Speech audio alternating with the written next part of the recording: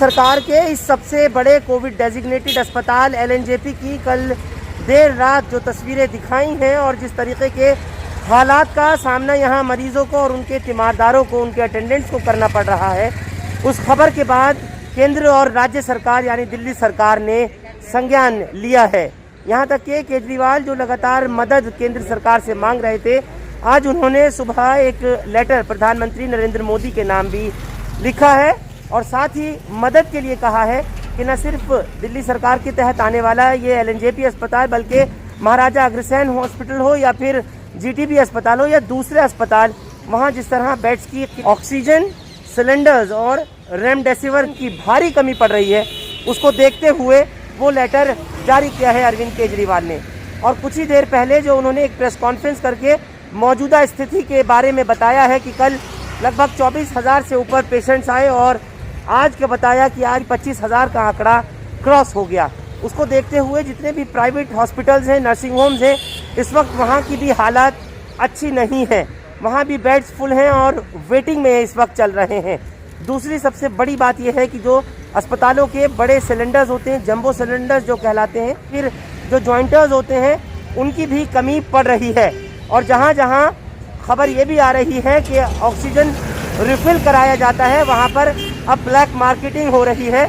लोग धड़ल्ले से ऑक्सीजन जिसकी कीमत 300 रुपये सिलेंडर की रिफिलिंग के होते थे, वो अब 2-2 हज़ार में 25-2500 रुपये में भरे जा रहे हैं। उससे और ज़्यादा लोगों को परेशानियों का सामना करना पड़ रहा है। अरविंद केजरीवाल ने अपनी प्रेस कॉन्फ्रेंस में क्या कहा, एक बार सुनिए ज़रा। घंटे में लगभग 25,500 केस दिल्ली में आए हैं कोरोना के। उसके पिछले 24 घंटे में 24,000 आए थे।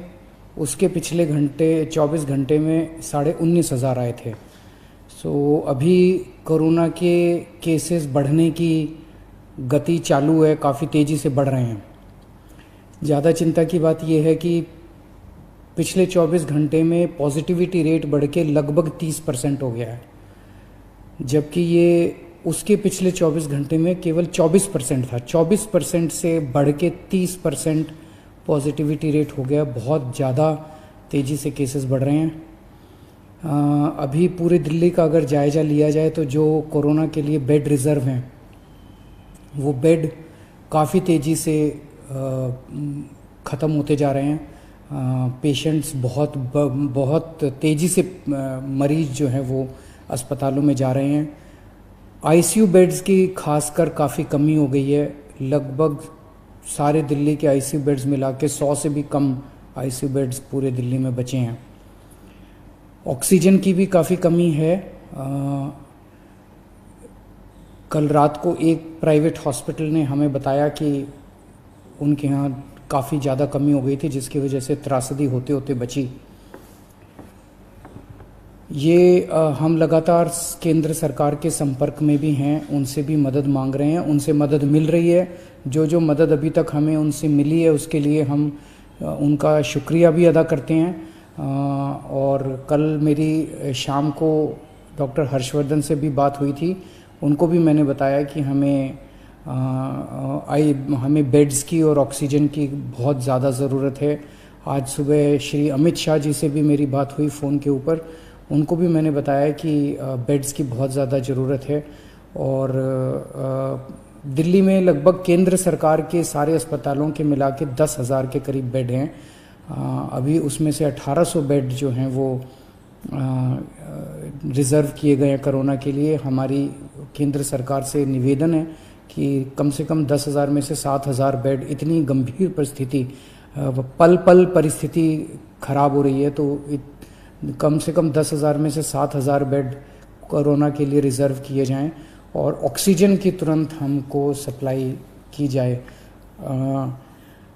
दिल्ली सरकार की तरफ से हम 6,000 अगले 2-3 दिन के अंदर मैं उम्मीद करता हूं कि 6,000 से ज़्यादा बेड्स ऑक्सीजन बेड्स हम तैयार कर लेंगे। और जैसा मैंने बताया, आईसीयू बेड्स की कमी है। आईसीयू बेड्स की कमी, ICU beds as it is तो हम कितने बढ़ा पाएंगे उसकी एक सीमा है, लेकिन देखने में आया कि अधिकतर मरीजों को हाई फ्लो ऑक्सीजन की ज़रूरत होती है। तो हम कई सारे अस्पतालों के अंदर हाई फ्लो ऑक्सीजन का इंतज़ाम कर रहे हैं ताकि और बेड्स का हाई फ्लो ऑक्सीजन के बेड्स लगाए जा सकें। तो 6000 के करीब हम ऑक्सीजन बेड्स अगले कुछ दिनों में Yamuna sports complex, Commonwealth Games, Radha Swami Satsang वाला ब्यास वाला जो केंद्र था उसको दोबारा चालू कर रहे हैं। कई स्कूलों के अंदर भी बेड्स लगाए जा रहे हैं और उनको हॉस्पिटल्स के साथ अटैच किया जा रहा है। जो कर्फ्यू लगाया गया है उसका लोग काफ़ी सहयोग कर रहे हैं। मैं पूरे दिल्ली की जनता का तहे दिल से शुक्रिया अदा करना चाहता हूं। जिस तरह से कोरोना की महामारी में जनता एक साथ मिलके, पूरी दिल्ली एक साथ मिलके इसका सामना कर रहे हैं। कई संस्थानों से भी बहुत मदद आ रही है। कई सारी एनजीओज़ जो हैं वो बहुत मदद कर रही है। कई सारे प्राइवेट डॉक्टर्स अपनी अपनी कैपेसिटी में, डॉक्टर्स की एनजीओज़ कई मदद कर रही है। धार्मिक संगठन सामने आ रहे हैं, कई सारे सामाजिक संगठन सामने आ रहे हैं। मैं उन सब का शुक्रिया अदा करता हूं।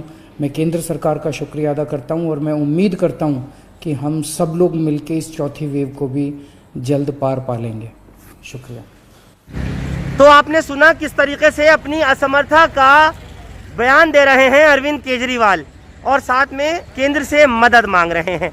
अभी भी कई लोग हैं, एम्बुलेंस से पेशेंट्स को लाने का सिलसिला लगातार जारी है लेकिन बेड्स नहीं मिल पा रहे। जी, क्या प्रॉब्लम हो रही है? यहाँ पे बड़ी ज़्यादा प्रॉब्लम हो रही है। यहाँ पे जो डॉक्टर्स ऐसा ट्रीट कर रहे हैं, बिल्कुल जिनके रेफरेंसेस आ रहे हैं उन्हीं को लिया जा रहा है। जिनके रेफरेंसेस नहीं है उनको बिल्कुल भी नहीं लिया जा रहा और दूसरे हॉस्पिटल्स में बोला जा रहा है कि आप वहाँ ले जाओ, जबकि वहाँ पर भी कुछ भी अवेलेबिलिटी नहीं है। अभी गए हमें लेके जाते हुए करीब 5 घंटे हो गए अपने पेशेंट को इधर से उधर लेके जाते हुए, हमें कोई भी बेड और अभी तक नहीं मिला है।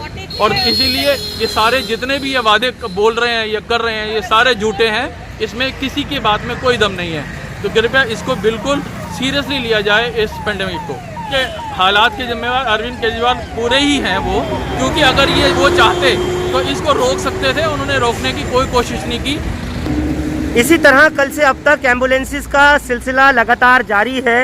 एक के बाद एक पेशेंट्स को लेकर के आना और कई कई घंटे तक वेट करना और फिर उसके बाद फिर उनको यहाँ डिबोर्ड करके लेकर जाना।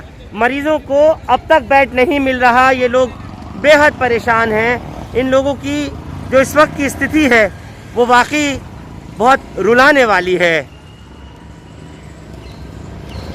कर रहे हैं सुबह से 43-44 ऑक्सीजन लेवल है। कोई तो हेल्प करो हमारी। कहाँ लेके जाए हम अपने पेशेंट को? कहाँ ले गए? हमने मैक्स में ट्राई कर लिया, हमने सारे जितने हॉस्पिटल है सब में, महाराजा अग्रसेन में ट्राई किया, फोर्टिस में ट्राई किया। अभी बड़ा हिंदू राव से कोई गवर्नमेंट कोई प्राइवेट कोई हॉस्पिटल नहीं छोड़ रहे। कोई बताए कहाँ लेके जाए हम? और पैसे भी क्या करेगा पैसे का कोई, जबकि जगह तो मिलनी चाहिए। ऑक्सीजन लेवल 43 है। मैं हिंदू राव में भी हो गया, मेरे को वहाँ पे भी मना कर दिया और यहाँ पे भी कह रहे जगह नहीं है। मैं कहाँ लेके जाऊँ अपनी मम्मी को? मैं कहाँ लेके जाऊँ? कहीं भी बेड अवेलेबल नहीं है। मैं कहाँ लेके जाऊँ मम्मी को अपनी? वहाँ कैब पे बैठी, मैं कहाँ लेके जाऊँ? क्या नाम है आपका? कुणाल। तो कुणाल, अंदर जाके बात की नहीं एलएनजेपी में? मना कर रहे हैं, कह रहे कोई यहाँ से जाओ। आपने कुछ और अस्पतालों में ट्राई किया? मैं अभी हिंदू राव से आ रहा हूँ, हिंदू राव में भी मना कर दिया उन्होंने। उसके अलावा और प्राइवेट हॉस्पिटल? सारे मना कर रहे हैं। मैंने फ़ोन करके मना कर रहा हूँ, पता कर रहा हूँ, सारे मना कर रहे हैं मुझे। कहीं से ऑक्सीजन सिलेंडर नहीं मिल पा रहा? नहीं मिल रहा सर, कुछ नहीं मिल रहा। क्या नाम है आपका? इमरान कौन एडमिट है आपके? यहाँ मेरी बुक्की एडमिट है। हाँ बताएं मुझे। सुबह 6 बजे से वो एडमिट है, 12 घंटे होने को आ गए।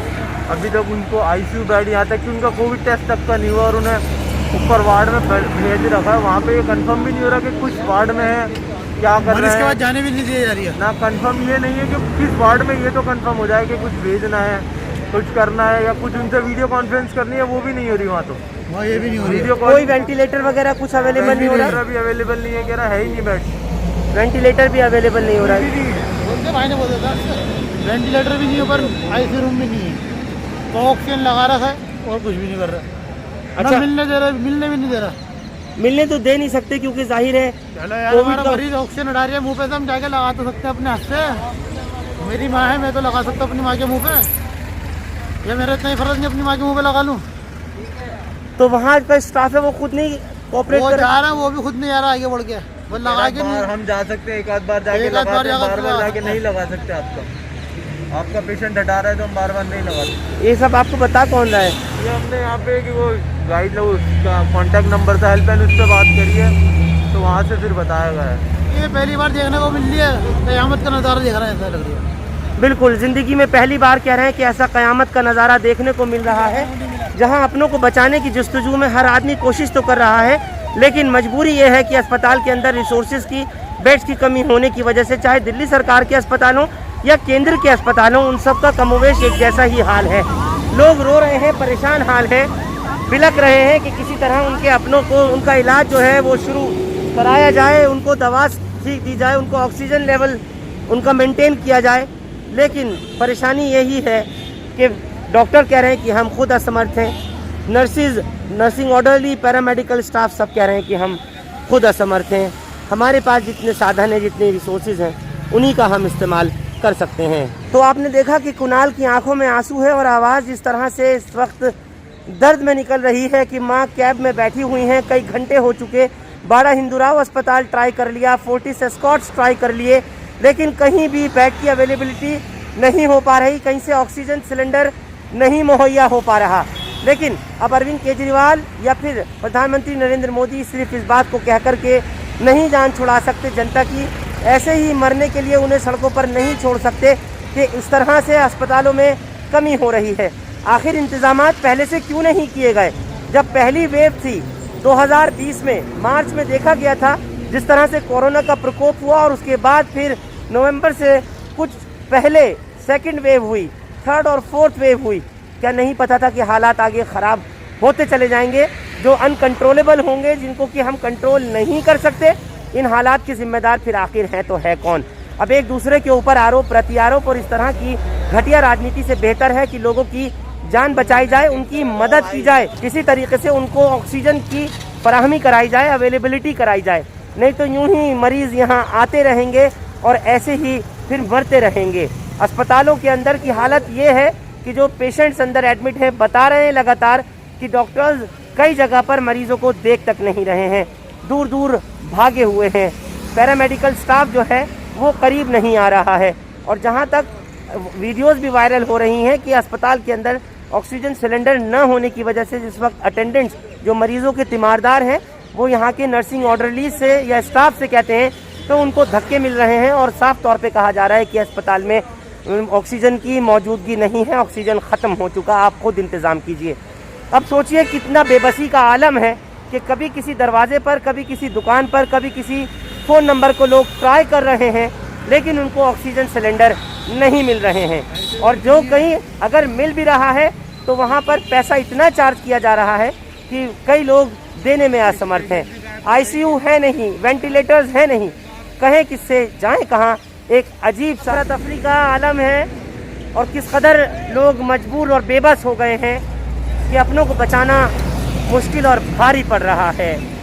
सभी अस्पतालों का यही हाल है, लोगों के पास पैसा है, हाथ में पैसा लेकर खड़े हैं, लेकिन इतने मजबूर हो गए कि ना अस्पताल में बिस्तर मिल रहा है, ना बाहर अस्पतालों के ऑक्सीजन मिल रहा है, सिलेंडर नहीं मिल रहे हैं, और कहीं मिल भी रहे हैं तो वो लोगों को नोच खसोट के उनकी जेब को काट करके दे रहे हैं। कई लोग तो इस बात पर भी तैयार हैं कि महंगा ही दे दीजिए, दे तो दें, चाहे सर गंगाराम अस्पताल हो, BL कपूर हो, मैक्स हो, फोर्टिस हो, या जितने भी बड़े अस्पताल और हों, प्राइवेट हॉस्पिटल्स हों, दिल्ली सरकार के अस्पताल हों, सबका कमोवेश यही हाल है।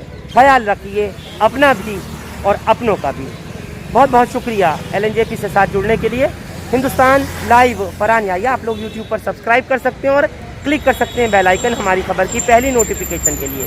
फेसबुक पर हमारा page Hindustan live Farhan Yahiya follow और लाइक कर सकते हैं। शुक्रिया साथ जुड़ने के लिए। Thank you for now.